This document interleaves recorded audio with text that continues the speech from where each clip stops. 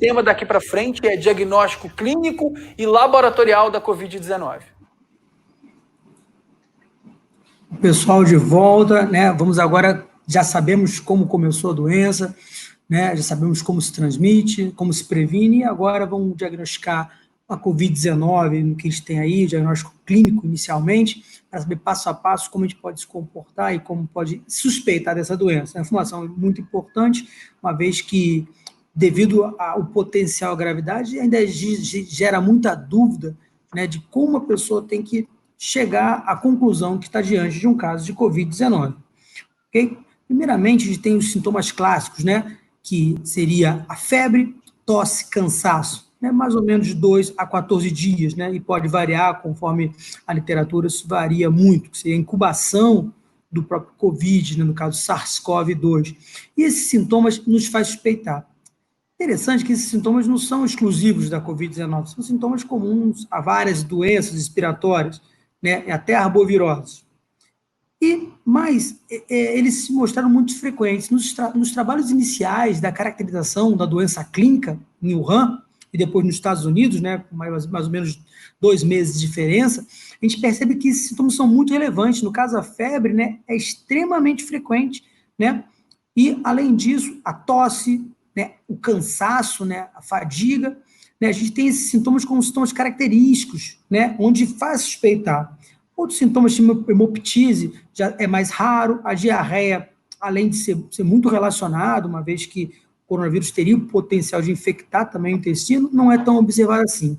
E a dispneia também, né, a falta de ar. A dispneia clínica, ela pode ser, ela não necessariamente é uma dispneia mensurável, né, com diminuição de oxigênio, sim, é a sensação. Então, isso leva a algumas dúvidas, mas também é muito relatado nos pacientes, e esses sintomas são reportados também no estudo nos Estados Unidos, onde a febre aparece como muito relevante, a própria tosse e o cansaço. Então, esses 3 sintomas basicamente definem, né, uma suspeita de coronavírus. O que se observa muito e foi aumentando paulatinamente, né, inicialmente, está vendo aqui, a dor de cabeça, né, em 8% dos casos, e nos Estados Unidos a gente observou que a dor de cabeça se tornou mais frequente, e aqui no Brasil também a gente percebe que nossos pacientes se queixam muito dessa cefaleia.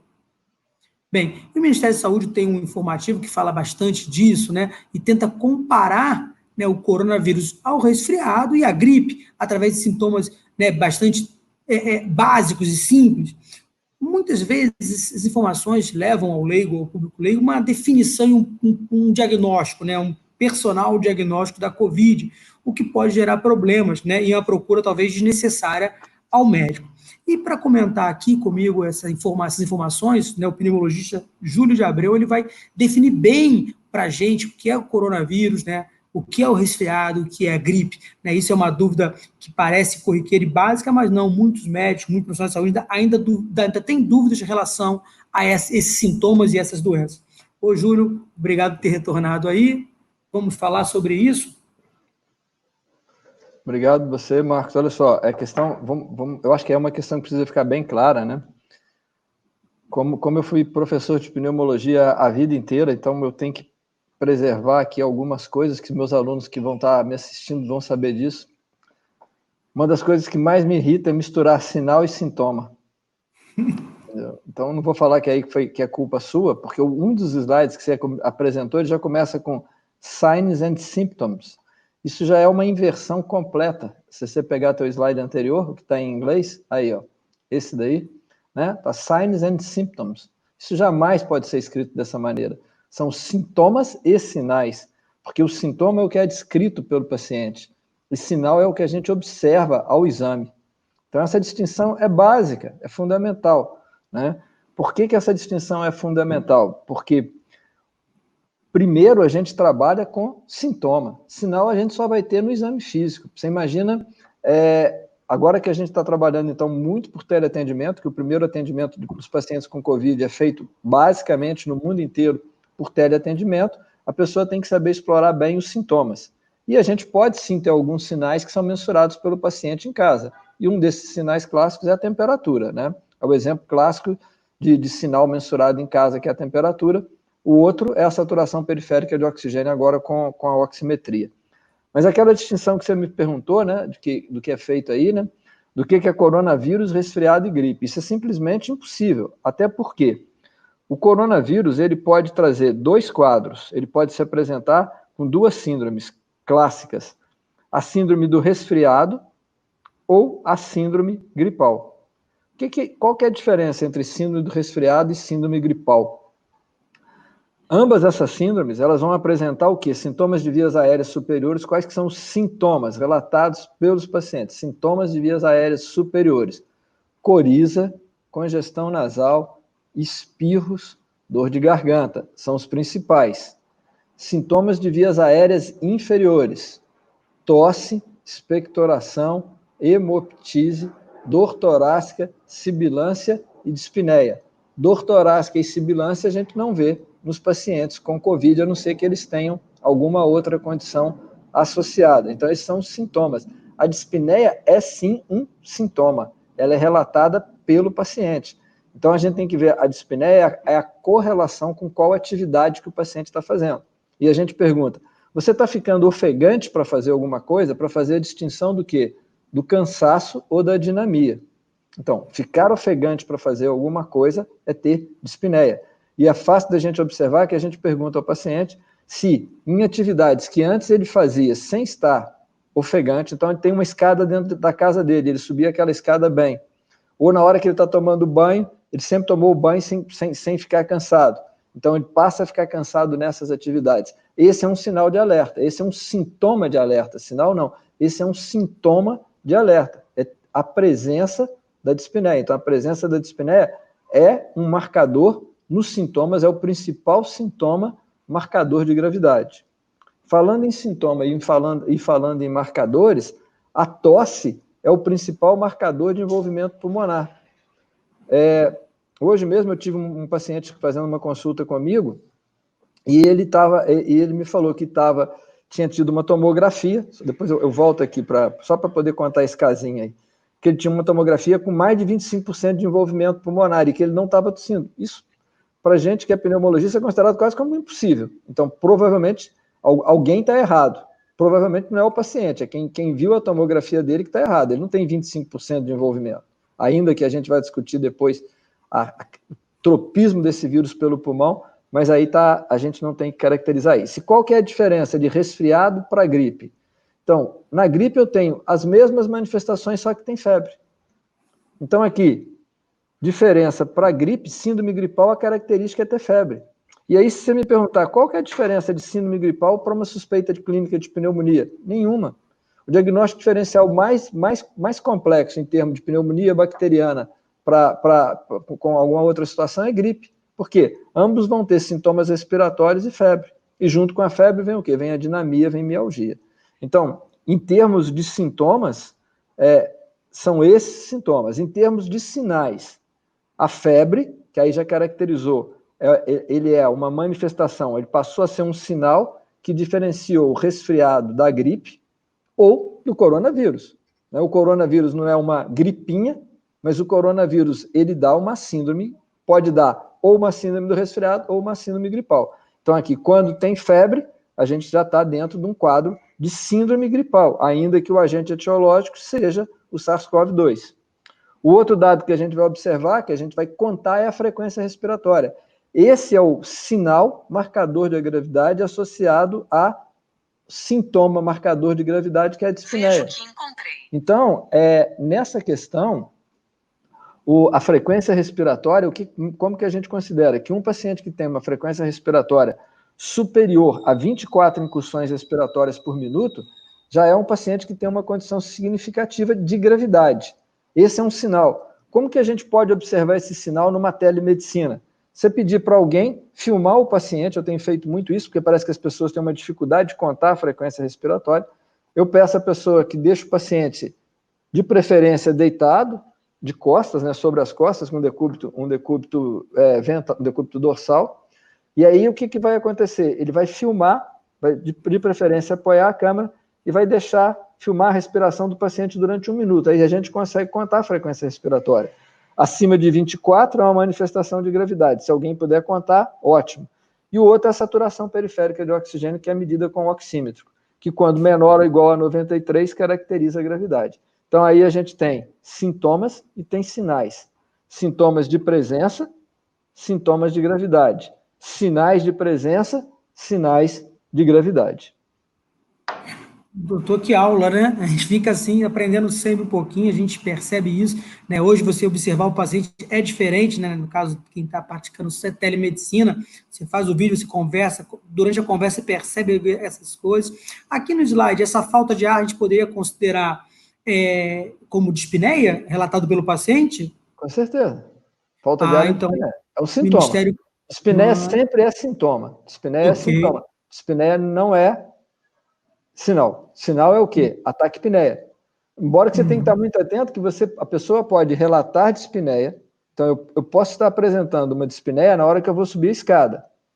Mas na hora que eu estou em repouso, eu não tenho ataque apneia. Então, essa é uma distinção fundamental, né? A gente sempre ensinava isso para os residentes. A maior parte das condições respiratórias que tem dispneia, no repouso não tem taquipneia. Por quê? Porque na hora que você está em repouso, a reserva pulmonar é muito grande.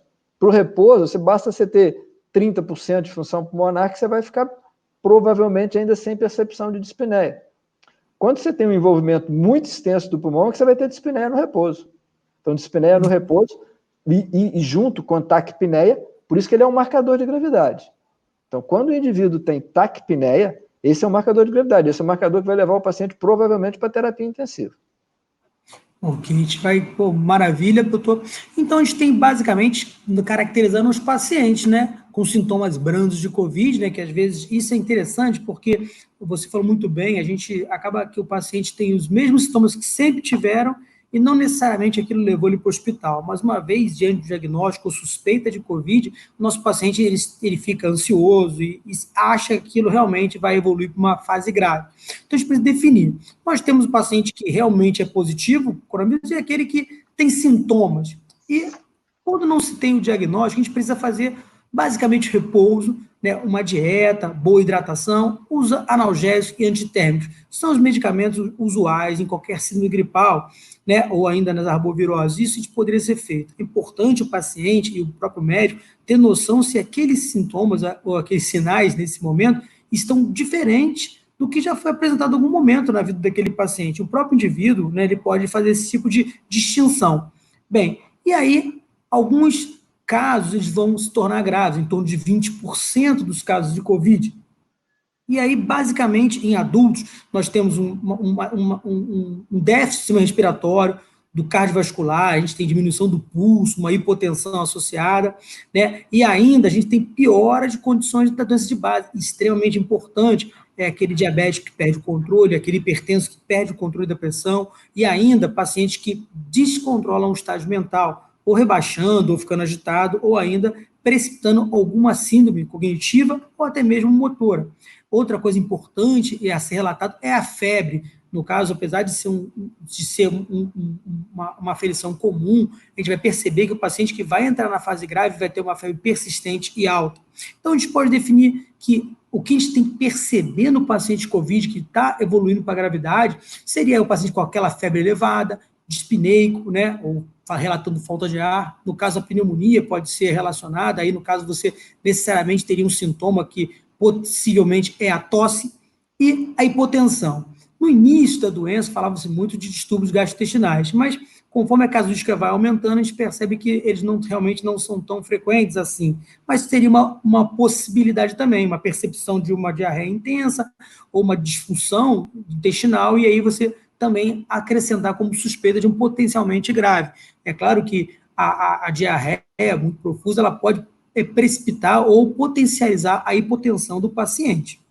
Bem, e aí, além disso, os trabalhos saem cada vez mais, aqui é de maio, relacionando manifestações extrapulmonares ou extra-respiratórias da Covid-19. E aí, basicamente, a gente tem uma doença sistêmica que todo especialista médico vai encontrar algum sinal relacionado à especialidade. Doenças cardíacas são muito relatadas, inclusive a causa de morte, né, muito associada à Covid-19, né, uma inflamação cardíaca que é potencializada, os distúrbios gastrointestinais, como eu já falei antes, que não é só diarreia, a náusea, dor abdominal e a falta de necessidade de alimento, no caso a anorexia ou hiporexia, né, disfunção hepática, que é bem marcado nas alterações das transaminases, alterações renais. A gente sabe hoje que o paciente que COVID grave evolui com uma disfunção renal complicada e, consequentemente, pode levar a uma necessidade de diálise, né? Problemas neurológicos, né? De forma dos mais variados possíveis.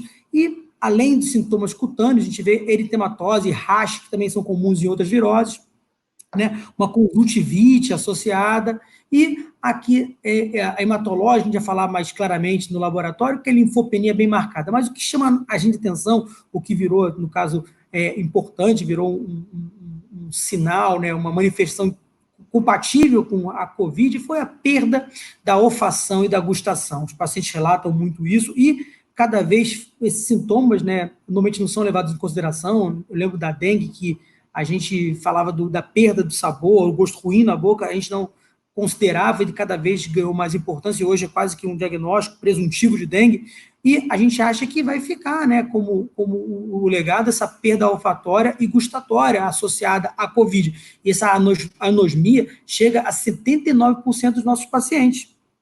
E vejamos que alguns trabalhos que relatam isso melhor, ela pode ser tanto um sinal de abertura da COVID, como um sinal associado à convalescência da doença. A gente sabe que isso vai sumindo durante 1 ou 2 semanas, mas muitas vezes o nosso paciente ele tem a anosmia, né, no caso aqui, a perda ou respiratória ou gustativa, e isso se perpetua por 1, 2, até 3 semanas.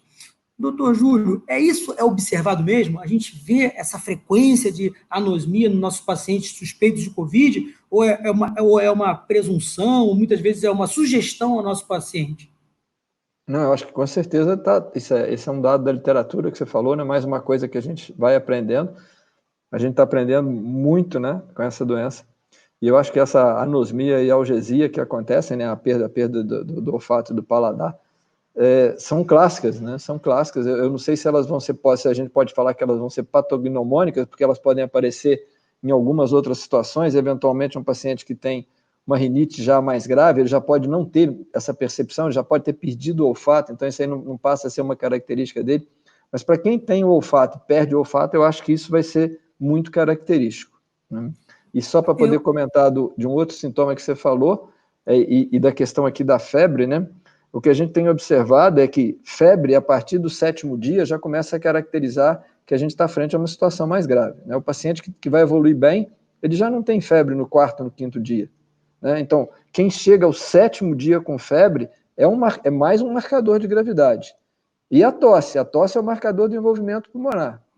Quem não tem tosse dificilmente tem envolvimento pulmonar grave. Então, uma situação que eu acho que o quadro que caracteriza já clinicamente um quadro grave, antes dele ter taquipneia, antes dele ter saturação periférica de oxigênio baixa, é ter febre, além do 7º dia, e está tossindo muito. Isso aqui me assusta de uma maneira muito significativa. Doutor Júlio, e novamente, você percebe, eu estava com essa dificuldade há pouco tempo, porque acaba sendo uma coisa muito relatada dos pacientes, um tempo maior, que provavelmente aconteceria. Você, nos seus pacientes, a anosmia, né, a ageusia, ela está acontecendo mais na fase inicial ou na fase tardia da doença? Porque a gente pensou em algum momento que seria até um sinal de positivo no caso do COVID, porque aquilo aconteceria na fase final, e aí o paciente estaria na fase de recuperação da doença. Você vê dessa maneira também? Ô Marcos, eu não tenho volume suficiente para poder fazer esse tipo de observação. Dos meus pacientes, que eu tenho visto muito, é em torno de 3º a 4º dia de início de sintomas. Ok, doutor Júlio. Então, a gente vai estudando, provavelmente são dados iniciais, né? A gente vê que isso vai se somando e, como você falou, a gente levanta aqui, eu vou né? A cada 14 dias a gente revê tudo isso e muitas coisas que a gente prevê não vão ser mais aquelas, né? Os fatos aqui têm data de validade. Com certeza. Né? Continuando o nosso assunto, a gente tem uma doença, né, com comprometimento pulmonar, que pode ter os sinais bem corriqueiros, simples e alguns mais graves. Mas, na prática, os dados revelaram, né, demonstram que a gente tem 20% de pacientes que vão evoluir para a fase mais grave da COVID e 2% estão relacionados a óbitos, né? A princípio, esses óbitos são muito bem classificados, né? E eu vou usar aqui os dados iniciais lá de Wuhan e, basicamente, não mudaram muito, né, durante toda essa pandemia, onde os pacientes que têm maior gravidade são pacientes com síndrome cardiovasculares, diabéticos, doenças respiratórias crônicas, né, os hipertensos, os pacientes oncológicos, né, esses pacientes, eles acabam reunindo quase a totalidade dos casos graves da Covid. E aí tem um dado interessante que eu li há pouco tempo, que se chama ocidentalização da gravidade da Covid, foi quando a obesidade se tornou extremamente relevante. Hoje, a gente não consegue ver um paciente Covid positivo, independente da idade, que seja obeso, sem um critério maior de gravidade, ou observar aquele paciente de forma especial. Isso sim está se tornando um legado da Covid, a obesidade, e lá na frente, quem sabe a gente consiga melhorar, né, essa doença crônica que a população está sendo pandemicamente acometida também. E em relação à idade, né, eles demonstram também relacionado a uma outra síndrome respiratória, né, onde os pacientes mais idosos, eles estão associados também a maior mortalidade, né, e isso levou a uma interpretação errada aqui no Brasil, uma vez que no início de qualquer pandemia, os jovens se contaminam, e o doutor Júlio colocou em algum momento no nosso debate aqui, que ele leva para casa e acaba contaminando os idosos. Às vezes a gente é saudável, não teve contato com pessoas doentes durante o dia, mas uma vez que é bem evidente a transmissão entre assintomáticos, a gente pode ter contato com vulnerável domiciliar, e aí sim a doença é bem transmitida domicílio, né, que no domicílio há uma fragilidade da medida de prevenção, há um contato pessoal mais próximo, e aí facilitaria essa transmissão. Mas eu acho que durante a nossa pandemia, né, a gente tem também a população mais jovem no Brasil, e talvez esses números dos mais idosos não será o mesmo a nível em todos os lugares do mundo. Mas, ainda assim, a gente tem como um critério de gravidade e de propensão à letalidade os pacientes mais idosos. E a gente está diante de uma doença com um aspecto interessante, onde crianças, né, a mortalidade é menor que 1%, e entre idosos maior que 10%. Bem, doutor Júlio, a gente parece que isso é comum, mas no H1N1 não foi bem assim, né? A gente tinha os idosos, de certa forma, protegidos, né, da síndrome respiratória grave associada a H1N1. Isso é comum em outras doenças respiratórias? Isso é um dado relevante? Será que isso vai mudar durante a Covid, né? Ou não, isso é um aspecto bem caracterizado da síndrome respiratória, das pneumonias, etc. Essa sequência de slides que você colocou agora é ótima, né? E eu acho que a gente vai ter que comentar muita coisa. Se a gente quiser começar por essa questão do último, né? Que você falou que na questão do H1N1, quando a gente teve o H1N1 em 2008, houve um comprometimento menor dos idosos, foi isso? É isso sim, que você falou? Tá. E aqui é por quê? Porque as pessoas que tinham mais idade já tinham sido expostas ao H1N1. O H1N1, a última vez que ele apareceu antes de 2008, foi em 1957. Então, para a gente poder ver a questão também de imunidade, né, como é que a imunidade se mantém por tanto tempo. E na influenza a gente sabe que isso é característico. Então, os idosos tiveram uma mortalidade menor por causa disso. Tá? A questão da mortalidade hoje está maior. Nós vamos voltar aos seus primeiros slides lá. Então, quando você fala na questão de que a Covid se ocidentalizou, tem um slide seu que tem fundo vermelho. Dá para você voltar nesses slides? Isso, olha só. Isso é uma coisa que eu tenho falado muito e que a gente tem discutido muito, todo mundo tá observando, mas nem todo mundo consegue, às vezes, se enxergar nessa situação. É aquela pergunta que a gente faz assim, você tem saúde metabólica? Então, eu poderia fazer essa pergunta para você, Marcos, você tem saúde metabólica? Então, você vai ter uma boa evolução, muito provavelmente. Você não tem saúde metabólica. Qual que é o percentual nos Estados Unidos das pessoas que podem ser consideradas que têm saúde metabólica? Você quer dar um chute? Ou não? Não vou te deixar dar o chute. Nem quero. Sabe quantos? 15%. 15% dos americanos têm saúde metabólica. No Brasil, nós estamos muito próximo disso. O que é não ter saúde metabólica? É ter doença metabólica, que muitos os médicos conhecem como o nome de quê? Síndrome metabólica. Quais são as características da síndrome metabólica? Hipertensão, doença cardiovascular, diabetes, doença renal, obesidade. E a DPOC, ela entra como uma doença inflamatória crônica. E o câncer vem por causa da hiperinsulinemia. Então, meu amigo, aí está tudo. O grande problema na questão não é só uma ocidentalização, porque o Oriente já está sofrendo muito com essa mudança de dieta, que a gente passou nos últimos anos, né? Muitas vezes orientada até pelas próprias associações médicas, que demonizaram a gordura e falaram que o carboidrato não tinha problema, que toda caloria é igual, a caloria é igual, o que interessa é a caloria, não é o macronutriente. Então aí, Marcos, a gente tem que hoje, com certeza, a principal condição de risco é a falta de saúde metabólica. Então, se você está fora, o primeiro elemento é quem tem uma cintura abdominal, homem, maior.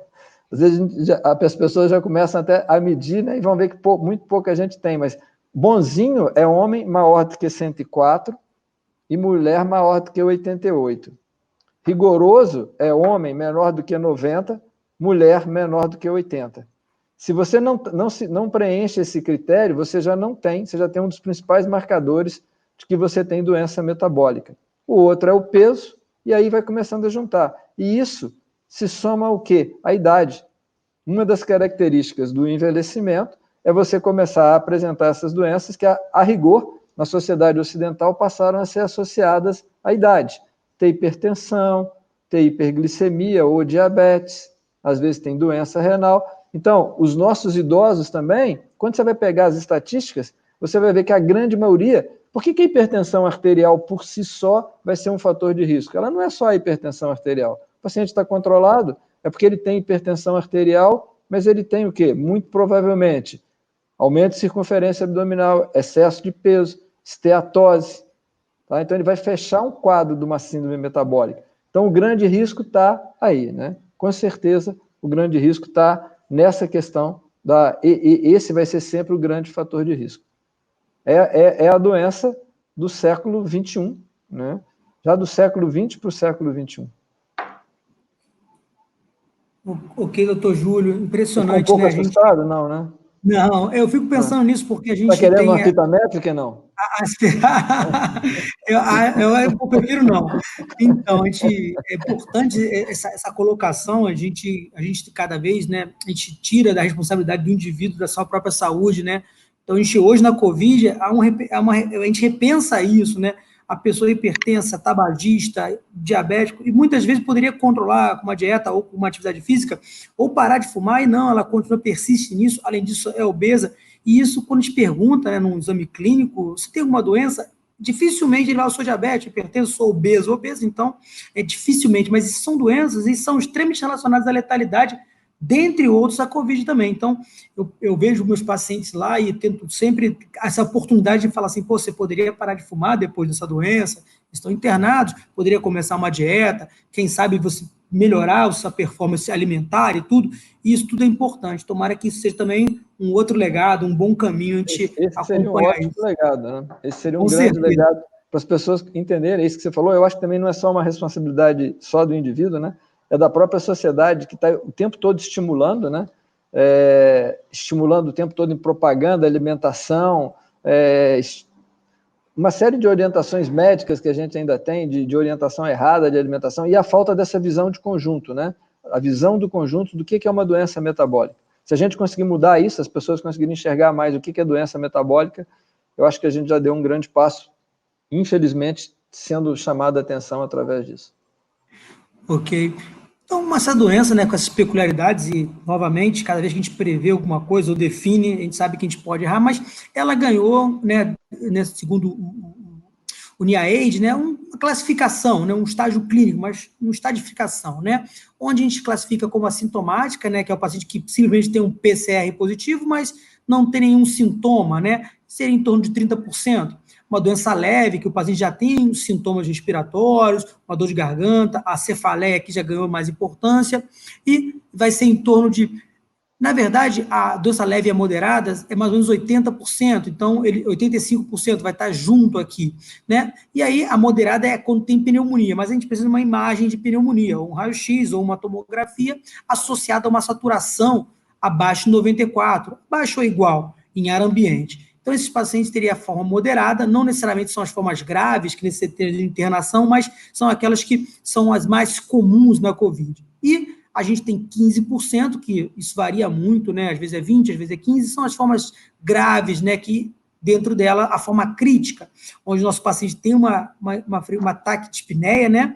né, uma frequência respiratória acima de 30, uma saturação abaixo de 94, então pacientes que necessariamente vão internar, né, uma relação PaO2, FO2 menor que 300, né, um índice importante, a gente calcular esse índice, que é um critério, inclusive, de gravidade, e aí já apresenta um infiltrado pulmonar. A gente vai conversar isso no diagnóstico por imagem, que é mensurado pela tomografia computadorizada.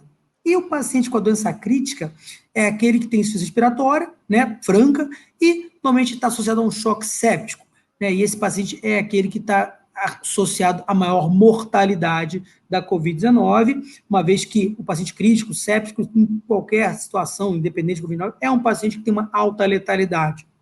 Bem, e aí esse gráfico, né, essa imagem que é amplamente difundida, ela traz essa estratificação, né, esse estadiamento da doença e traz uma coisa muito importante aqui. Além dos sinais e sintomas, né, clínicos, né, as avaliações de hipoxemia, né, a gente, ou ainda os sinais de sepse, a gente traz aqui uma coisa que eu acho extremamente importante, que isso mudou nossa interpretação em relação à Covid, né? A gente olhar a coisa imunológica, olhar a coisa mais celular, e isso trouxe muita resposta para a gente, inclusive, não sei se resposta ou mais dúvidas, que chama de resposta inflamatória, né? Enquanto a fase virológica vai decrescendo, a fase inflamatória vai subindo. Então, a gente chama isso de...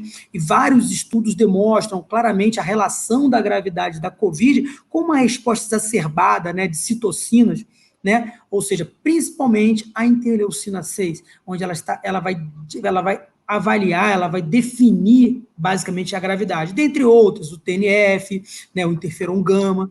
Então, essa reação de citocinas, né, que vai acontecer pelo pneumócito lá dentro dos alvéolos pulmonares, ela vai ser determinante para a gravidade da doença. E aí, quase todas as formas letais ou de gravidade associada a óbito, elas vão ter um nome importante, elas vão estar associadas à famosa cascata, né, de citocina, ou cytokine storm, que a gente fala muito disso, e vai entender porque a doença evolui para a gravidade conforme a manifestação de citocinas inflamatórias vai aumentando. E as principais, além da interleucina 6, o interferon gama, né, o TNF e a interleucina 1, eles estão muito associados. Quanto maior quantidade dessas citocinas, maior a gravidade e, potencialmente, letalidade da Covid-19. E interessante porque, além disso, né, a gente tem que essas citocinas estão associadas à coagulabilidade, ou seja, as coagulopatias, né, que tanto na Covid quanto na sepse, elas vão estar associadas ao aumento de interleucina 1 e interleucina 6. E isso é muito, muito discutido hoje, onde grupos, né, relacionam diretamente a letalidade da Covid-19 à formação de microtrombos, né, a formação de coágulos, de trombos, e isso aí seria a gravidade associada à doença. Bem, não tinha como não chamar o doutor Júlio para falar aqui e explicar para a gente, falar das citocinas inflamatórias, da cascata inflamatória, né, da tempestade de citocinas, que é um termo que já virou corriqueiro, e muitos médicos não entendem nem o que se trata, né, doutor Júlio? Ô Marcos, vamos só começar por uma questão de princípio, né? Vamos começar do início. Coloca aquele seu slide para mim primeiro, que é muito bom lá das fases da gravidade. Outro, para trás, tem um para trás aí. Isso, olha só. Isso aqui a gente tem que tomar alguns cuidados, né, para a gente poder ver essa questão da diferença entre a sintomática e o leve. A questão aqui é a gente começar a caracterizar a doença que já não está correndo bem, né? Do ponto de vista clínico, o que faz diferença deu tudo certo, não está dando tudo certo. Então, o que é o não está dando tudo certo? Não está dando tudo certo é aquela pessoa que no 7º dia de doença ainda está doente. Tá? Esse é o que não está dando certo. Então, se no 7º dia ele tem febre e ele tem tosse, esse paciente ele está caminhando para pneumonia. E aí, o que mais que é marcador de gravidade? Saturação periférica de oxigênio, isso aí varia nas classificações, né? Mas normalmente é uma saturação periférica de oxigênio menor do que 93, tá? Então, ela é menor ou igual a 93. E o que a gente vai ver normalmente é um pouco menor até, porque se você for usar a relação PO2-FO2, porque aí nessa tabela, ele coloca as duas coisas, né? Frequência respiratória maior do que 30, saturação menor do que 94 e relação PO2-FO2 menor do que 300. Não tem como. para a relação PO2-FO2 está menor do que 300, então, ó, a PO2, tá, teria que estar 60 e a FO2 20%. 60 dividido por 0,2 é a mesma coisa que multiplicar por 5, então, para dar os 300. Então, a PO2 teria que ser 60.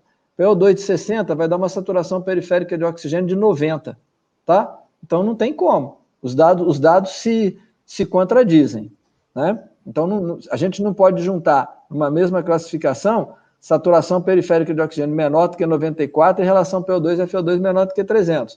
Relação PO2 e FO2 menor do que 300 significa que eu já tenho uma condição de maior gravidade. Mas ainda é o indivíduo que, respirando com ar ambiente, consegue manter uma PO2 de 60. Esse indivíduo ainda não precisa de receber o oxigênio. Ele vai precisar de ter suporte de oxigênio além disso, mas deixa isso para o tratamento, tá? E vai ter infiltrado pulmonar maior do que 50%. Isso é uma outra coisa de muita discussão por causa da questão como as tomografias estão sendo vistas. Então, aqui só para a gente poder caracterizar, diferenciar para a grande maioria dos médicos, né? O nosso objetivo aqui é atingir principalmente o pessoal da área de saúde, o que é quando é que está tudo bem, quando é que não está bem. Não está bem quando passou do 7º dia. Não está bem quando tem temperatura além do 7º dia. Não está bem quando tem queixa de falta de ar, quando tem saturação periférica de oxigênio menor do que 93%. Então, aí não está bem, né? Aí a gente vai andando, por favor, o próximo, né, que você mostrou muito bem, a gente vai caminhando para uma parte de resposta inflamatória sistêmica. E está se fazendo tanta UE, né, por causa dessa resposta inflamatória sistêmica. Isso é uma coisa que a gente já lida, todo mundo que lida com terapia intensiva e com doença infecciosa, você está acostumado com isso também, a gente já tem a síndrome da resposta inflamatória sistêmica. E o que a gente tem aí é uma síndrome de resposta inflamatória sistêmica, que a gente está começando a observar com mais detalhes. Eu estava ouvindo ontem uma aula de um patologista em que ele compara pulmões normais, pulmões da gripe espanhola, olha só aonde as pessoas conseguem ter arquivos. Pulmão agora eu fiquei em dúvida se é da gripe espanhola ou se é da H1N1, acho que era da H1N1, da gripe espanhola acho que é pedir muito, da H1N1 e da Covid. E tinha observação também de trombos pulmonares na H1N1. Só que agora, como a gente está tendo um volume absurdo de casos, a gente está estudando muito mais. E hoje a gente já consegue medir citocinas, o que a gente não fazia no passado, né? Então, o que acontece, por que vem essa tempestade de citocinas, é porque, muito provavelmente, a gente não tem um medicamento, muito provavelmente não, a gente ainda não tem um medicamento bom no seu Redensivir que bloqueia a replicação viral. Então, eu tenho muito mais doença em atividade. Se a gente for comparar com a pneumonia bacteriana, por que eu preciso iniciar a antibiótico terapia tão precocemente? Justamente para o paciente não entrar nessa síndrome de resposta inflamatória sistêmica. E depois, a outra coisa, que na minha percepção cada vez está mais consolidada, é que a gente não tem nada para tentar bloquear essa resposta inflamatória sistêmica. E aí depois, quando a gente já chega numa fase muito avançada dessa tempestade de citocinas, né? Com a questão dos trombos generalizados, né? Com uma condição de repercussão sistêmica cada vez maior, repercussão neurológica, repercussão cardiovascular, todas aquelas outras repercussões que você mostrou. Ok, doutor, aí, nesse slide aqui a gente mostra isso, né, a relação, né, a similaridade do caso grave de Covid, o caso de sepse, né, onde a gente vê essa formação de trombos, esse aumento de interleucinas, o dedímero, né, que a gente hoje fala-se muito dele, ele está aumentado e também estava na HN1, né. Bem, seguindo dessa maneira, a gente vai agora continuar o nosso assunto a partir do diagnóstico, vai evoluir esse diagnóstico. A gente precisa agora falar, além do diagnóstico clínico, do laboratorial, que ganha muita importância na COVID, o que pedir de exames, como fazer e como interpretar. Bem, o diagnóstico laboratorial do COVID, a gente espera que seja simples e rápido, uma vez que a doença é pandêmica e muitas pessoas se acometem pela COVID, uma doença que tem uma transmissão elevadíssima, a gente necessariamente precisa de um diagnóstico rápido e efetivo, né? O diagnóstico laboratorial da COVID, ele foi publicado nos artigos iniciais da COVID, onde se percebeu algumas alterações relevantes, tipo a diminuição de linfócitos, já falei anteriormente, né, o aumento do dedímero, né, a gente tem uma alteração da lactato desdrogenase também, com elevação, né, um aumento das transaminases, e um aumento quase que exclusivo das enzimas, dos fatores inflamatórios, né? Dos marcadores inflamatórios. E isso também foi demonstrado que os aumentos estavam associados ao quê? A albumina, diminuição da albumina, diminuição dos linfócitos, aumento da proteína C reativa, né? O que foi relatado no início da pandemia se perpetuou em todas as evoluções dos trabalhos no mundo todo, mostrando que havia uma consistência nesses dados, né? E o aumento de quase todas as proteínas inflamatórias, em geral, né? PCR, o VHS, né? No caso da sedimentação eritrocitária, o LDH, as transaminases, as enzimas hepáticas, e aumento de dedímero com aumento de ferritina. Bem, esses exames não são usuais, não são os médicos, não interpretam, a não ser quem trabalha com paciente grave. Porém, a gente pode... doutor Júlio, você queria acrescentar alguma coisa desses exames? São corriqueiros, a gente pede sempre, algumas gerações são relevantes, outras são menos importantes, ou é um padrão mesmo da Covid? Não, eu acho que não é um padrão da Covid, né, Marcos? Eu acho que isso aí é o padrão da sepse, né? A gente está acostumado a ver isso há décadas, né? Eu há mais tempo que você, porque eu sou um pouco mais velho que você. Então, eu há décadas, né? Se a gente colocar aquele slide lá, são marcadores inflamatórios clássicos, né? Olha só, diminuição de albumina, diminuição de linfócitos muito relacionado com doenças virais, né? Aí está muito mais na tua área, né? Aumento da proteína C reativa, aumento do VHS, aumento da LDH, aumento da transaminase e aumento da ferritina. O que está aparecendo de novo para a gente, né, que aí realmente foi a grande novidade na Covid, e você já até tinha comentado isso, é esse aumento de dedímero, que isso não era um marcador que a gente observava nas doenças inflamatórias. Não sei se a gente não media, mas a gente não observava, né? O resto é uma avaliação clássica de sepsis, e é muito importante, você fez um painel muito bom, né? Que isso aí fique como sendo o que é obrigatório de ser solicitado naquele paciente que a gente já separou, né? O paciente que passou do 7º dia, quem passou do 7º dia tem que ter esses dados medidos, tem que ter essa primeira avaliação laboratorial obrigatoriamente. E eu acho que você fez um resumo aí excelente, não precisa nada além disso daí. Né? É só chamar a atenção, né? Porque a gente fica falando PCR. Proteína C então, reativa. Né, agora aí a proteína C reativa, o outro lá era a reação de cadeia de polimerase, né? Só para não gerar confusão.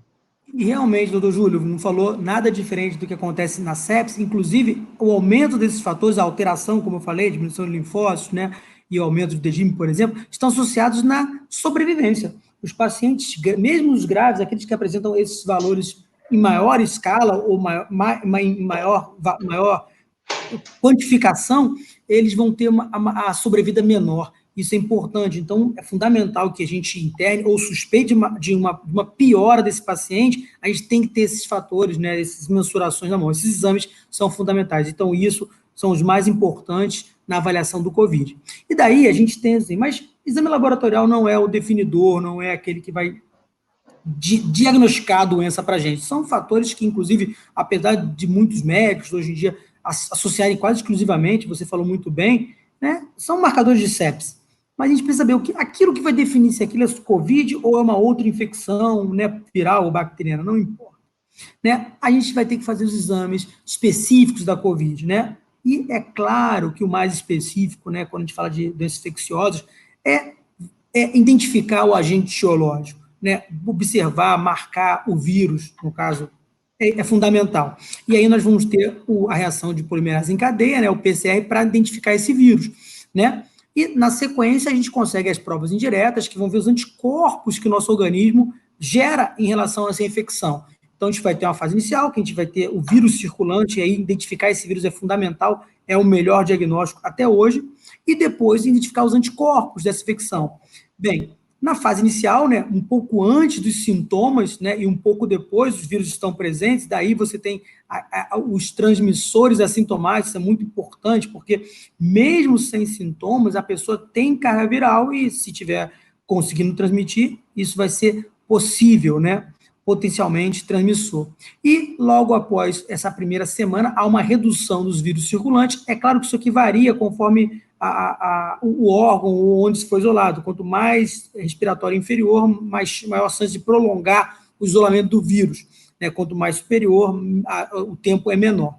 E aí depois você tem uma produção de anticorpos. E aí isso é a grande dúvidas ainda em relação ao Covid, quando começa a produzir anticorpo, quando eles realmente aparecem, quando eles são possíveis para o diagnóstico. Mas nessa imagem é muito interessante que, de cara, a gente consegue ver aqui, né, em destaque, do 7º ao 14º dia, peguei outra informação, é uma fase de janela, onde nem o PCR é tão bom, nem os testes sorológicos são tão bons. Então, talvez nesse período a gente teria uma dificuldade em produzir diagnóstico. É claro que hoje, diante de uma doença inicial, uma doença que está fazendo agora basicamente 6 meses, a gente ainda não tem os testes de alta performance, né, ou o teste de segunda e terceira geração, que esses testes tendem a achatar essa janela, né, ou até fazerem não existir mais. É o caso do HIV. Iniciamos os primeiros diagnósticos de HIV, demoravam, às vezes, até 3 meses para ter uma janela de 1 mês, 2 meses, e assim foi reduzindo. Hoje nós temos janelas de menos de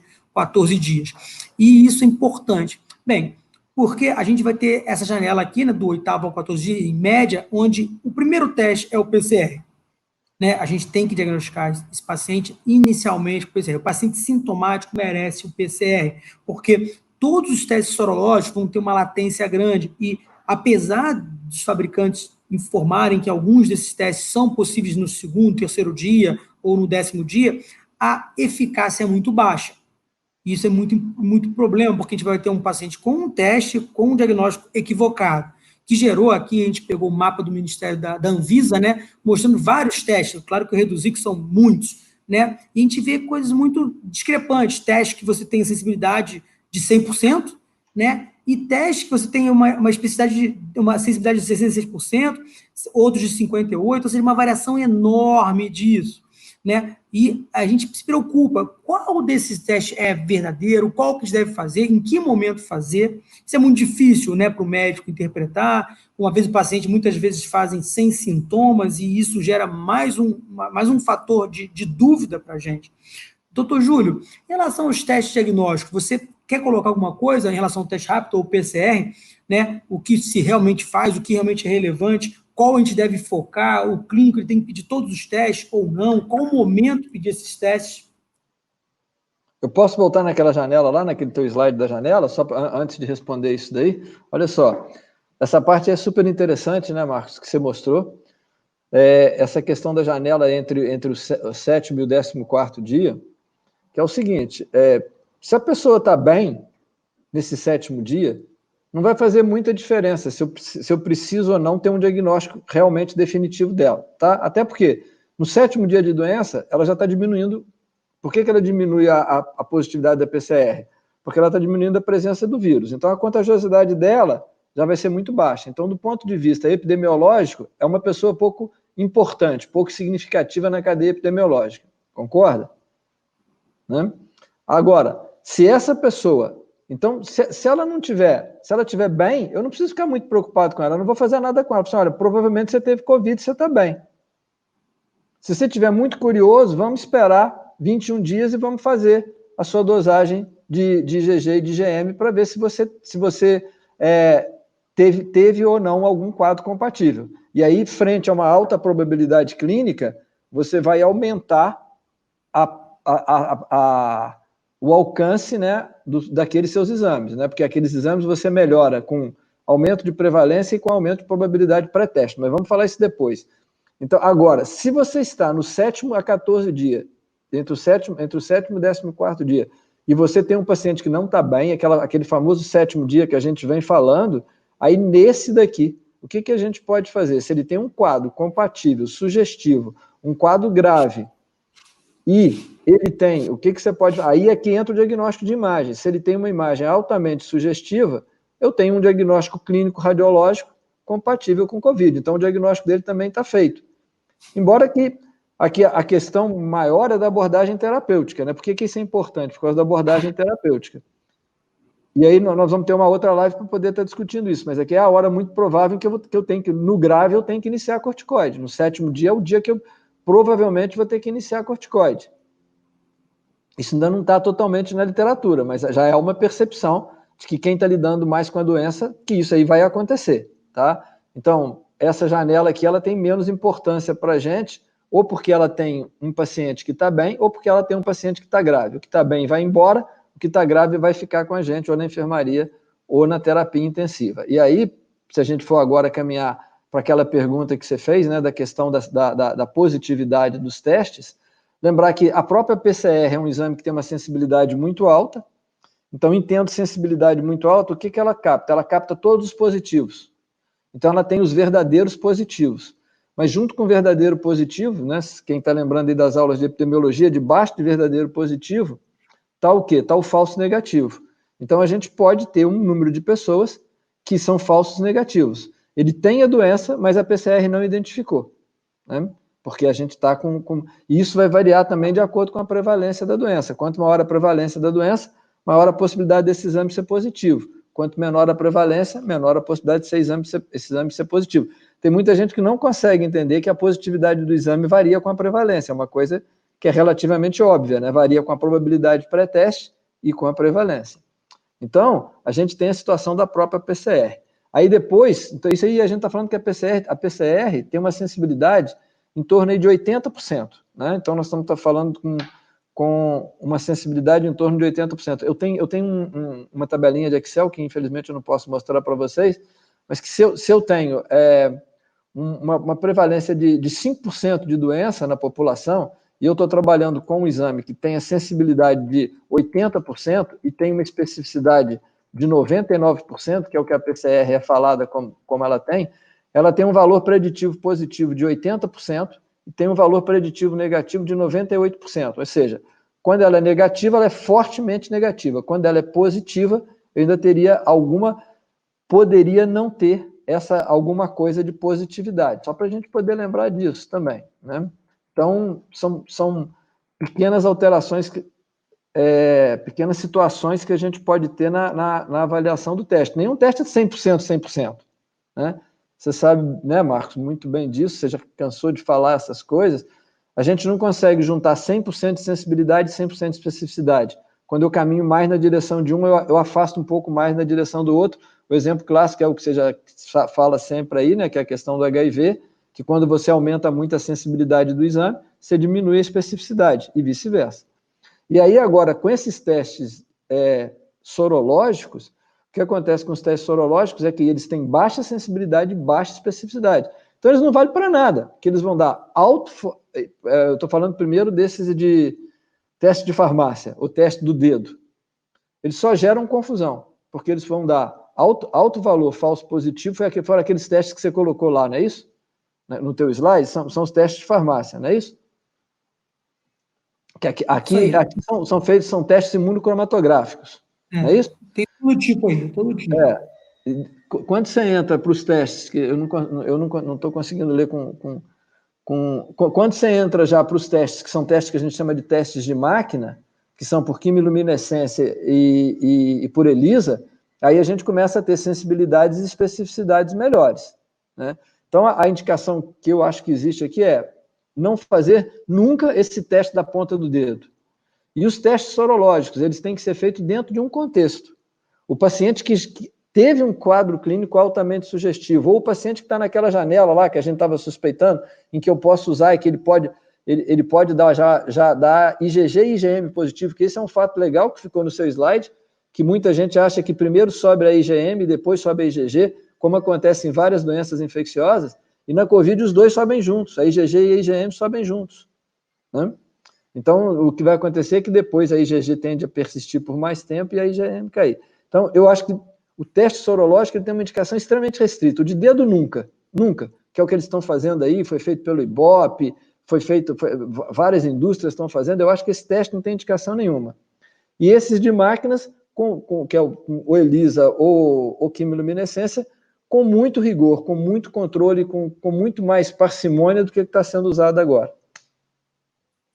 Ok, doutor Júlio, então, diante disso, né, o próprio CDC, né, agora em julho, né, ele define que esses testes de sorologia, eles estão muito ruins, de forma geral, no mundo todo, baixa sensibilidade, um valor preditivo positivo de 50%, ou seja, a gente tem dificuldade em saber quem realmente tem a doença, então gera muita dúvida, né, e aqui ele fala claramente que não deve ser recomendado como única base de diagnóstico, né, então, ou seja, o paciente assintomático vai gerar problema para todo mundo. Então, a gente precisa de uma orientação médica e um médico interprete. O próprio médico ele tem que pedir esse teste diante de um paciente que ele esteja examinando, né? E evitar esse tipo de dúvida, porque uma vez um teste positivo pode gerar um problema enorme, inclusive internação, isolamento sem necessidade.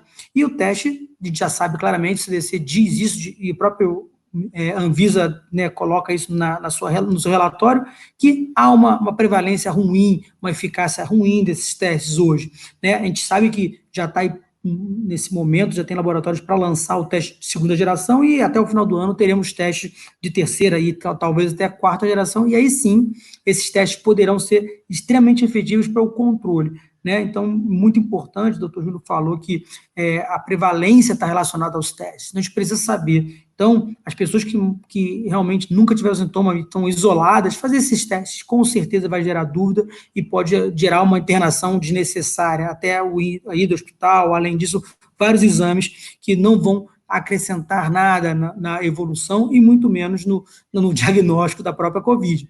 E aí o doutor Júlio falou, e eu coloquei esse slide, que com certeza vai comentar, porque a Covid, cada vez, ela demonstra, né, peculiaridades que as previsões que a gente fazia até então são totalmente equivocadas. Quando a gente compara com uma outra doença viral ou doença respiratória, a gente vê que é diferente, porque tudo é muito peculiar, tudo é quase específico. E aí, eu tive a preocupação de colocar o número de pacientes aqui, mas estudos em relação aos anticorpos produzidos, né, pós a Covid ou durante a Covid, demonstraram que aí sim, olha que interessante, o doutor acabou de falar que não há uma distinção, né, clássica de primeiro IgM e depois IgG. Basicamente, isso acontece de forma homogênea e igual, né? Ou ainda, a gente percebe aqui que em pacientes com a forma branda da doença, não severa, isso é extremamente, tem uma amplitude enorme de produção de imunoglobulina, o que é melhor, ou melhor organizado em pacientes com a doença grave ou severa, né? Aí pensamos também que a linearidade não é respeitada. Alguns pacientes soroconvertem IgG antes de IgM,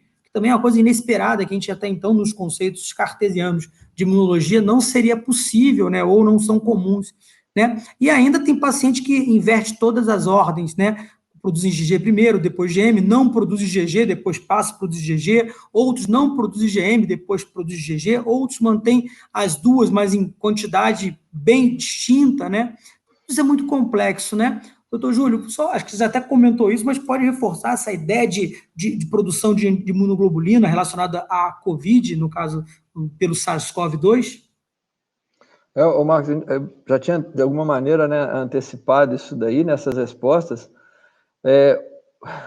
O que a gente vê é que isso aí está uma confusão louca ainda, né? E a gente teve na live da semana passada, a gente ainda comentou aquele slide, né?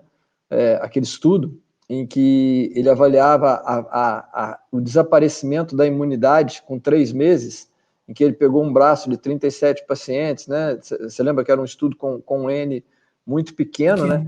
E então isso está sendo contestado. E aí tem um outro aspecto que é muito importante, que a gente está muito centralizado na resposta moral.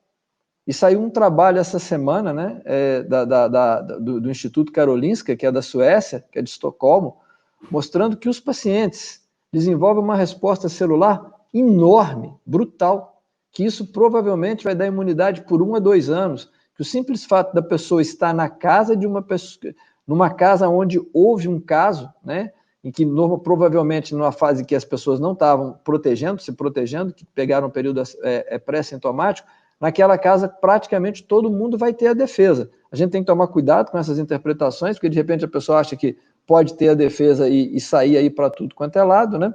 Então, é porque é muito mais fácil estudar a resposta humoral do que estudar a resposta celular. E a outra coisa que a gente está vendo é que a gente tem 2 proteínas principais, uma S e uma N, no SARS-CoV-2, e a maior parte dos testes é dirigido para a proteína N, que ela é mais inespecífica. E agora estão entrando no mercado os testes para a proteína S. Então, o paciente pode ter sido mostrado negativo no exame de proteína N, que é a maioria, e quando ele vai fazer a proteína S, ele está positivo. E a proteína S, ela tem uma maior correlação com produção de anticorpo neutralizante do que a proteína N. Então, quer dizer, entra muito detalhe nisso. Essa eu acho que talvez seja uma das áreas mais difíceis, porque todo mundo se mete a pedir teste, a indicar teste, né? E depois ele não sabe como é que ele vai interpretar esse teste. É o que você falou, a interpretação vai ser péssima. Eu tenho visto a interpretação disso também em empresas. E às vezes a pessoa fecha um pedaço da empresa porque veio alguém com uma IgM positiva. E não tem nada a ver, aquele teste é um falso positivo, né? Embora que a possibilidade seja muito... O negativo é muito mais... Por isso, porque o negativo é muito mais assertivo, o valor preditivo negativo é muito maior, né? O valor preditivo positivo desses testes é mínimo. Tem teste que chega a ter valor preditivo positivo menor do que 50%, ou seja, a metade dos positivos é falso positivo. Então, acho que tem que tomar cuidado, né? Não, Muito com cuidado. certeza, e a gente sabe disso, né? A datinha aqui a gente nem falou, mas o IgM já é uma proteína mais lábil, né? Menos específica, de fase aguda, e os testes iniciais tinham um teste de IgA, que é extremamente mais susceptíveis a falsos positivos, né? Ainda A tem, gente né? Ainda tem gente fazendo.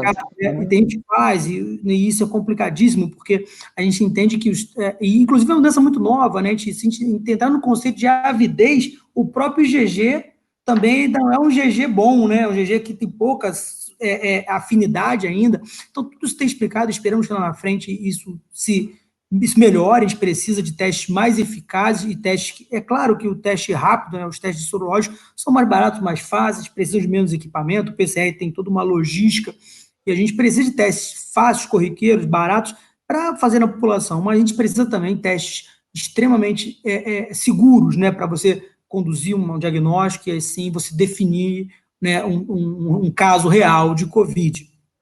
Né? E continuando nesse modelo, né, a gente Tem agora, mais ainda? a gente vai entrar agora, esse aqui você que pediu, Vai ok? matar a gente, hein?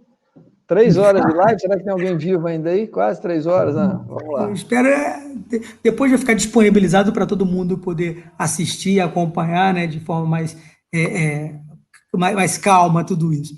Ok? Então, pessoal, após o diagnóstico laboratorial, a gente precisa de diagnóstico por imagem, que a gente tem falado muito. Quantas pessoas agora estão interpretando de forma diferente termos que antes, para o clínico, para o médico, né, que não trabalha especificamente com isso, não eram conhecidos, né? Então, a gente vai falar do diagnóstico por imagem. Bem, como se trata de uma pneumonia, a gente precisa de um raio-x, né? Classicamente é diretamente relacionado. E talvez, será que essa pneumonia por Covid, ela é facilmente diagnosticada no raio-x? Bem, o raio-x ele pode apresentar imagens compatíveis com o Covid, mas a gente sabe que é de baixa sensibilidade na fase inicial, dependendo dos sintomas, isso é quase que impossível. Então, o raio-x não se tornou, né, no diagnóstico da Covid, importante nessa fase inicial. Muitos médicos até não utilizam mais para acompanhamento. Mas não é um exame obrigatório para você definir e qualificar a Covid, onde a gente observaria um infiltrado e opacidade bilateral. E o derrame pleural, alguns artigos falam que ele é presente, mas é muito raro, não é comum. Né? O interessante é que, diferente das pneumonias bacterianas, aqueles consolidados localizados não é frequente acontecer. Então, o raio-x não ficou para a Covid com nenhum sinal de muita relevância. A partir daí, esse estudo é um estudo, né, inclusive até hoje está em pré-print, é quase um clássico, né, da Covid, bem no início, né, ainda estava nCoV, né, onde fez uma relação muito importante, onde a radiologia basicamente definiu, uma vez que a gente tinha os testes laboratoriais, até hoje nós temos muito ruins, né, e o próprio PCR no início não era tão bom como é hoje, e esse trabalho bem definiu, onde tinha uma relação, 93% das imagens em tomografia eram relacionadas ao próprio Covid, à própria infecção pelo SARS-CoV-2.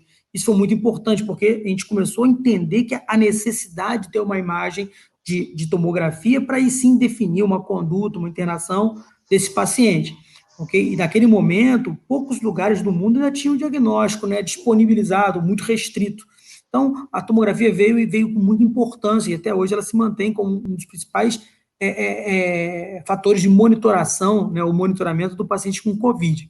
Bem, e aí nós temos esse termo vidro fosco que hoje em dia todo mundo fala, tanto o leigo quanto o profissional de saúde, como uma coisa corriqueira, né? As manifestações que acontecem em 90% dos casos são periféricas, bilaterais, múltiplas e normalmente no lobo inferior, né, na parte inferior do pulmão, e e são multilobar, ou seja, é disseminado.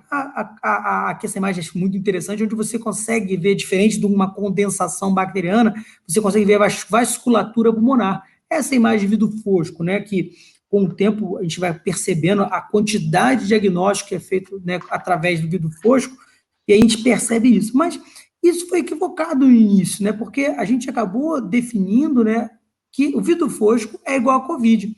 E parecia que a gente nunca tinha visto isso, né? Por quê? Esse slide é bem interpretativo, né? Onde pneumocistose, hemorragia alveolar, o H1N1 e pneumonias na fase inicial, todas elas podem ter essa imagem de vidro fosco. E daí eu pergunto, doutor Júlio, por que antigamente a gente não relacionava isso, a gente não via esses laudos nas tomografias, né? Esses percentuais de vidro fosco, que quantas vezes a gente atendeu o paciente com pneumonia, ou no caso, uma pneumocistose, no caso do HIV, e esses laudos não apareciam como aparecem hoje na Covid-19.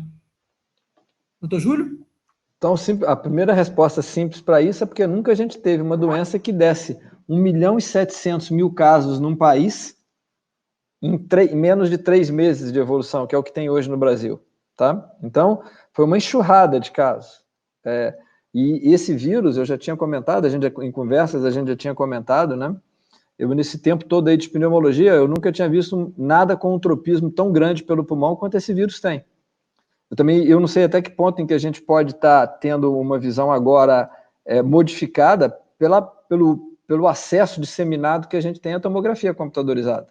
A gente já via nas pneumonias bacterianas, que antes a gente sempre falava que para poder ter pneumonia bacteriana tinha que ter clínica e radiografia e radiologia alterada. Depois a gente foi vendo que às vezes a radiologia não estava alterada em formas menos de menor envolvimento, não significa obrigatoriamente menos graves, mas com menor área de comprometimento, você podia ter radiografia normal e ter uma tomografia alterada. E agora aqui o que a gente está vendo é o que você falou, a radiografia ela não é tão sensível. Por quê? Porque o vidro fosco é uma fase inicial de envolvimento dos alvéolos. Há uma progressão. Depois do vidro fosco, o processo continuando, você vai ter uma consolidação. É o que você vai ver nas fases mais avançadas da pneumonia pela Covid, quando o paciente já está com síndrome de desconforto respiratório totalmente estabelecida, vai predominar a consolidação, não vai predominar esse vidro fosco. E você tinha na pneumocistose, na hemorragia alveolar, por quê? Porque é uma parte de envolvimento. Qualquer uma dessas condições pode caminhar depois para dar consolidação. Então, mas agora, dentro desse contexto, em que você junta um quadro clínico compatível mais imagem com vidro fosco, então isso principalmente é naquele período lá, de novo, aqueles famosos 7 dias, de 7º para 10 dias, eles vão mostrar o quê? Que eles são muito sugestivos, tem a probabilidade pré-teste é enorme, porque você está com um paciente com quadro clínico compatível com Covid, então esse diagnóstico cardiológico vai ficar feito dessa maneira, né? Então, é uma disponibilidade muito maior. O que está acontecendo agora, inclusive, é um verdadeiro absurdo, um pecado pelo excesso, em que o paciente está bem clinicamente, não tem nada que fazer tomografia computadorizada, e a tomografia está sendo computadorizada, está sendo feita igual esse teste do dedinho da farmácia, como se ele estivesse submetendo o paciente a nenhuma dose de radiação. Outro dia eu recebi um paciente que ele chegou para mim já com 2 tomografias computadorizadas, e com um laudo de possível Covid, e ele tinha uma área provavelmente de 2% de uma imagem alveolar, uma imagem de vidro fosco, de 2%, era um nódulo em vidro fosco. Então fizeram 2 imagens dele, e é lógico que aquilo não era Covid, e até hoje o paciente acha que teve Covid, não adianta, por mais com PCR negativo, tem que esperar daqui a 21 dias para mostrar para ele que a sorologia dele vai ser negativa. Então a gente foi para um outro extremo, tem que tomar muito cuidado, né, Marcos? A gente está sempre falando dessa questão do cuidado. Não tem essa indicação toda de tomografia computadorizada. Quem vai ter tomografia computadorizada? Quem a gente suspeita clinicamente. Maravilha. Então, esse vidro fosco no Covid ele tem uma relevância, inclusive é um prognóstico de gravidade quando ele acomete 50%. E aí é dúvida também, porque muitos pacientes vêm com laudo de 25%, 50%, mas às vezes, dependendo de onde faz, do manipulador, no caso o radiologista, pode ter uma variação, e hoje em dia está muito se falando da necessidade de uma inteligência artificial que faça a leitura dessas tomografias. Quer colocar uma coisa em relação a isso, doutor Júlio? Não existe inteligência artificial que vai substituir quem é inteligente. Pode substituir quem não tem inteligência, né? Mas ela serve, a inteligência artificial aqui, ela é basicamente para poder construir algoritmos. Então, tem algoritmos clássicos, né, que você pode usar em tomografia computadorizada para eles poderem fazer a medida da extensão. Então, o algoritmo chega lá e ele te fala, olha, tem 35% de envolvimento, tem 25% de vidro fosco. Ele é um algoritmo para medida. Mas a correlação, quem tem que fazer é o clínico. Você pode ter um paciente com 25% de envolvimento grave, como você pode ter um paciente com 50%. Eu vi essa semana um paciente de 72 anos de idade, com 50% de envolvimento na radiografia, tá? 50% de vidro fosco, diabético, com excesso de peso, não estava na característica da obesidade, porque o IMC dele não é maior do que 30, e ele evoluiu muito bem, sem necessidade de ventilação mecânica, pouquinho oxigênio, mais pronação. Então, quer dizer, esse não era um paciente que, a despeito de tudo isso, estivesse grave. E às vezes a gente tem um paciente que está lá indicado com 35% de gravidade, e esse paciente já está com todos os marcadores inflamatórios que a gente mostrou antes, que você mostrou naquela tabela, tudo disparado. Esse é um paciente muito mais grave. Então, é o conjunto que tem que ser visto, né? Como você foi colocando aí de uma maneira, de novo, muito clara, né? Sua exposição, nós já estamos chegando no final, eu espero. Sua exposição foi excelente, a sua ordenação foi muito boa, e você foi muito claro colocando isso, né? Que a gente tem que acompanhar um conjunto de coisas, né? Saiu desde lá hoje nós saímos desde a transmissão, né? E chegamos até o diagnóstico, né? Foi uma verdadeira maratona, né? Isso é coisa, se fosse série, é um bind view, né? Para poder ser vista, assim, por dias. Que bom. Doutor, então é isso mesmo, né? A gente tem lá, eu falei com você, o vidro fosco numa fase inicial ele é bem delgado, né? Bem discreto, mas é observado. Isso é interessante que quanto maior, o mais potente... Olha, isso aí não tem gravidade nenhuma, tá vendo, Marco? De tomografia, né? Não devia nem ter feito a tomografia. Então, quanto mais potente o tomógrafo, mais você consegue identificar isso na forma bem precoce que na fase inicial. E interessante, você falou o tempo todo do 7º e 10º dia, a gente tem uma imagem também tomográfica para isso, chama pavimentação em mosaico, onde esse vidro fosco fica disseminado, periférico, né? E às vezes até um lobo inteiro. E essa imagem também, hoje em dia, está ganhando muita importância no diagnóstico da fase grave da Covid. Olha que interessante. No que você está falando o tempo todo disso, tem uma imagem para isso, do 7º ao 10º dia, diante da cascata de citocina, né, da hiperinflamação, você pode ter um agravamento daquele vidro fosco, sem formar condensação ainda, que é chamado de mosaico, né, ou pavimentação em mosaico. E aí a gente tem a fase já está tardia. Pronto, né? Ali já é quase uma consolidação, né? Essa é uma questão de terminologia, né? De terminologia.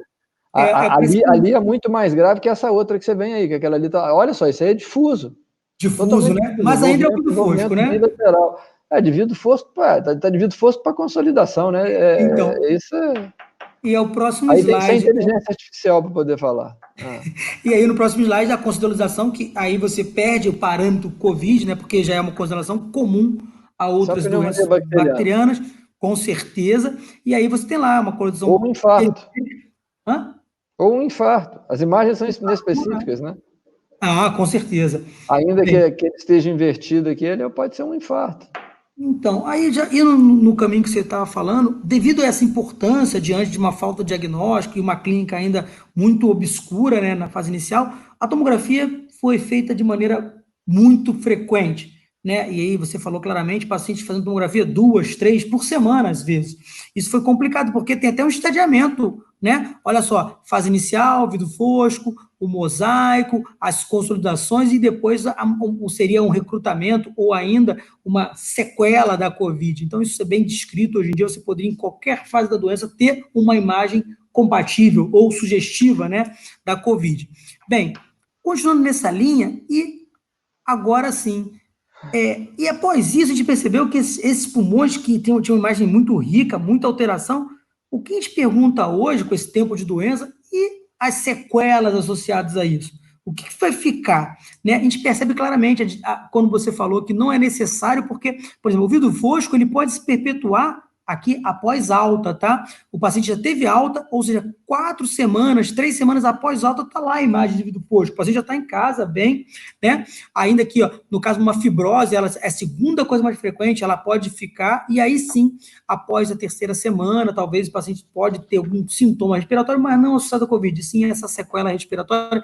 Isso hoje tem que ser bem avaliado. Parece que 30% desses pacientes possuem uma imagem alterada após a alta, 1 a 2 meses. E aí, desses pacientes, a gente vai ter que definir depois quem vai evoluir com uma sequela funcional ou uma sequela simplesmente morfológica. E aí que vem logo na sequência o slide que é para você, né? Que já até respondeu, mas devido a isso, essa necessidade de tomografia, esse apelo, né? Os médicos querem alguma coisa concreta para você acompanhar, para definir, esquecer os conceitos de sepsis e esquecer os conceitos de doença respiratória, até do próprio DPOC. E aí, quem faz tomografia, quando faz e quantos devem ser feitos? Você tem uma resposta para isso, doutor? Ou uma ideia?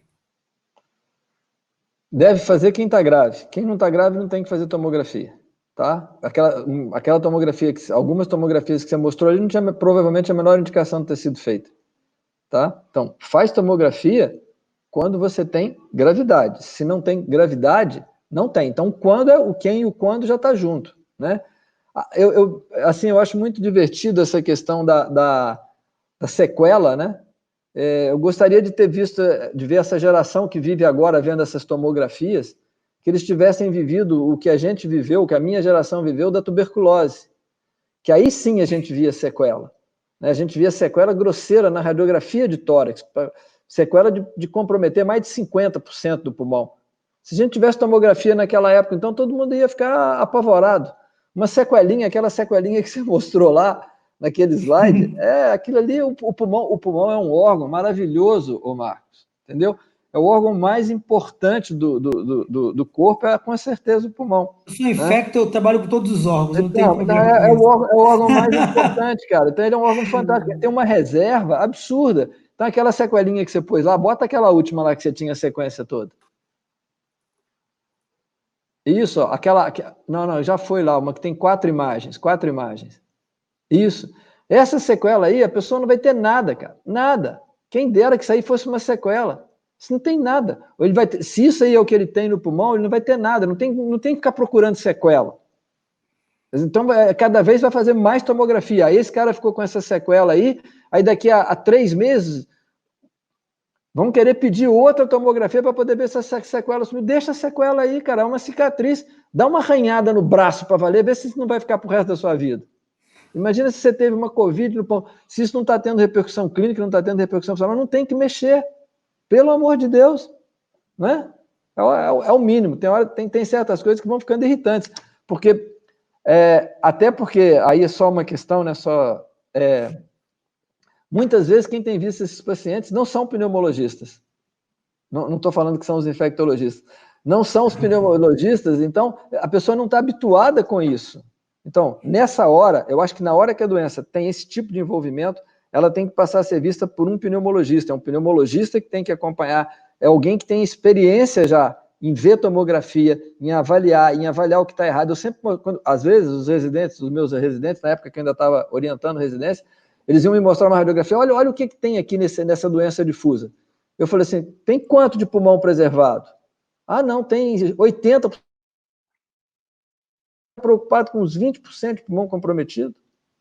Então, tem que separar bem, né? O que é a fase aguda em que eu estou tendo uma porção de outras coisas. E depois essa fase crônica, essa fibrose que vai ficar, não. Mas você pode ter um doente que teve uma doença muito grave e aí vai ficar uma fibrose muito grave. Aí é outro papo, mas a gente ainda não está conseguindo ver isso. Ainda não deu tempo. Não tem ainda estatística mundial para a gente poder observar. Enquanto isso, uma opção de gente vai fazer uma porção de tomografia, daqui a pouco vai ter câncer de tireoide. Talvez a gente tenha daqui a alguns anos um grande aumento de câncer de tireoide por causa de tanta tomografia que foi feita. Ainda que hoje os aparelhos têm uma radiação, uma capacidade de irradiar muito pouco. Então é isso mesmo, doutor Júlio. Isso é interessante porque na fase inicial os médicos fugiram, né, com medo, e agora todo mundo virou pneumologista, né, dá laudo, acompanha, e às vezes, baseado em, às vezes, gente que estuda, né, o pulmão há tanto tempo, interpreta de uma maneira, e quem começou a estudar agora, quem vê esse vidro fosco, realmente se assusta, porque não há uma experiência, a gente valoriza muito isso, né, no Revisamed, porque a experiência é valorizada, uma vez que o profissional que viu aquilo muitas vezes erra muito menos que quem nunca viu. E isso na Covid foi muito claro, a gente vê hoje quantos pneumologistas amadores, quantos infectologistas amadores, as pessoas que nunca trabalharam, não têm experiência, nem com medicamento, nem com a evolução daqueles órgãos. E, Por isso que para a gente fala, né? terminar... Aprenda com quem faz, né? É, isso mesmo. Doutor Júlio, então, para terminar, a nossa live chegando ao fim, depois de um tempo enorme, a gente Eu fala tenho aqui uma que... pergunta aqui que mandaram, tá, Marcos? Só para te avisar que eu tenho uma pergunta de uma pessoa que estava assistindo que mandou. É uma pergunta para você, inclusive. Ok. Faço ela agora? Você ainda tem alguma coisa para Eu projetar? vou terminar, a gente pode responder tudo junto, Tá. deixando claro que todo o material Só vai ser tem uma disponibilizado pergunta, pelo agora só tem Revisamed. uma pergunta. Tá, ok? Vai ser todo o material disponibilizado pelo Revisamed, no site, e vai depois, se tiver outras perguntas para quem assistir remotamente nossa live, é só encaminhar, a equipe vai estar disponível para fazer juntar essas perguntas e enviar para mim ou para o doutor Júlio, e a gente poder responder em outro momento. Então, isso aqui agora eu coloquei a pergunta, que é uma pergunta surpresa, né? Eu vou fazer, a gente está vendo no Rio, né? Quem Surpresa sempre é trabalha com perigoso. pulmão há tanto tempo, né? A gente veja grupos falando da relevância, da importância. Isso aqui, essa imagem aqui, doutor Júlio, a ultrassonografia de tórax, coisa que até então a gente falava com certa distância, mas a ultrassonografia está tornando-se tão corriqueira e tão funcional, tão prática, tão acessível e tão barata, que hoje, basicamente, a gente faz ultrassonografia para qualquer coisa. E o pulmão, que era um órgão que era rejeitado pela ultrassonografia, agora também se tornou alvo, onde a gente tem as linhas pleurais, que chamadas linha A, e parece que aquele vidro fosco na COVID ele vai formar uma linha perpendicular, um brilho perpendicular, que seria a famosa linha B. Isso vai ficar, tem relevância? Você vê prática para isso? Será que isso que vai mudar o perfil da avaliação do paciente COVID? Será que isso que é relevante? Pessoas, muitos médicos que trabalham com imagem, pneumologistas, hoje em dia falam que isso seria muito relevante numa avaliação primária precoce da COVID. Bem, com a sua experiência, como é que a gente vê esse tipo de avaliação de vidro fosco, né? Como chamado Uma linha resposta B na simples ou uma ultrassonografia do resposta tórax? elaborada? Você Você quer que uma sabe. resposta simples ou uma elaborada? A simples é não. Não. E Não. elaborada? A elaborada é talvez, por quê? Qual é a vantagem do ultrassom? A vantagem do ultrassom é que ele não tem radiação. Qual que é a grande desvantagem do ultrassom? É que o pulmão é um órgão todo cheio de ar. E o ultrassom não foi feito para lidar com um órgão que é cheio de ar. Tá? Então, essa é uma coisa. Aí vem os defensores do ultrassom falar, não, ele tem uma sensibilidade muito boa, tem uma especificidade muito boa, só que a pessoa tem que ser muito treinada. Então, nós vamos ter que ter um outro grupo de pessoas muito treinadas. E nós vamos ter mais um exame para poder deixar de fazer uma correlação clínica, que é um importante. O que interessa, ô Marco, você está vendo aí o tempo todo, é a pessoa saber clínica, é a pessoa saber fazer a avaliação da gravidade clínica. Interessa história, sintomas, sinais, exames laboratoriais, a cronologia da doença, saber avaliar o que existe de comprometimento respiratório ou não, o que existe de comprometimento sistêmico ou não, que aí a gente vai juntar esses dados, e você já tem um exame de excelência, que é a tomografia computadorizada. Juntar mais um método diagnóstico agora, vai ter alguma validade? Vai, na mão da pessoa que está acostumada a fazer. Então, você vai botar mais um profissional que vai fazer agora o diagnóstico pelo ultrassom. E aí, na hora que ele falar que não tem nada, ou quando ele falar que tem muito, como é que é? Como é que é a sensibilidade e especificidade num exame que é totalmente dependente do examinador? Você imagina, se na tomografia, que a gente pode ver outras coisas, né? Você tem um laudo registrado, todo mundo pode ver, a gente pode ver, aí a gente vai pegar agora o ultrassom.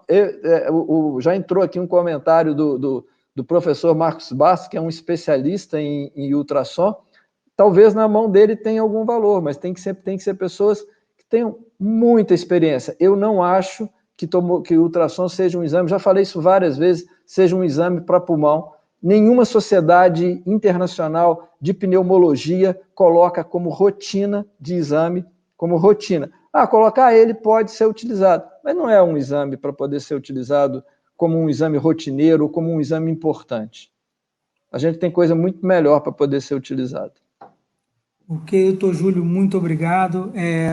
Acho que respondeu a pergunta do doutor Marcos, né, que é um ultrassonografista conhecido, quem sabe a gente chama um dia dele aqui para fazer essa defesa, né, que é interessante, porque são vários aspectos, e isso é muito importante. Chegamos ao fim da nossa live, muito obrigado quem participou com a gente, as perguntas vão ser respondidas assim que podemos ter acesso a elas. Aí todo o material vai ficar disponível, né, no nosso canal no YouTube. Queria agradecer ao doutor Júlio e fazer tem uma pergunta aqui... para você, lembra que tem uma pergunta para você aqui. Tem outra pergunta, então, por gentileza? Tem que não Qual é a colocar pergunta? aqui uma pergunta do Gustavo Ferracini, como cuidar de si e do outro em tempo de Covid-19? É complexa a pergunta, né, Gustavo? Eu acho que, na verdade, a gente cuidando de nós bem, né? Eu acho que a gente cuida do outro também, mas isso vai muito naquela questão da prevenção, do uso de máscara, né? A gente tem que pensar na empatia e, às vezes, eu falo muito com as pessoas, se eu tenho que fazer alguma coisa e posso fazer amanhã, que faça amanhã e cada dia vai pensando, né?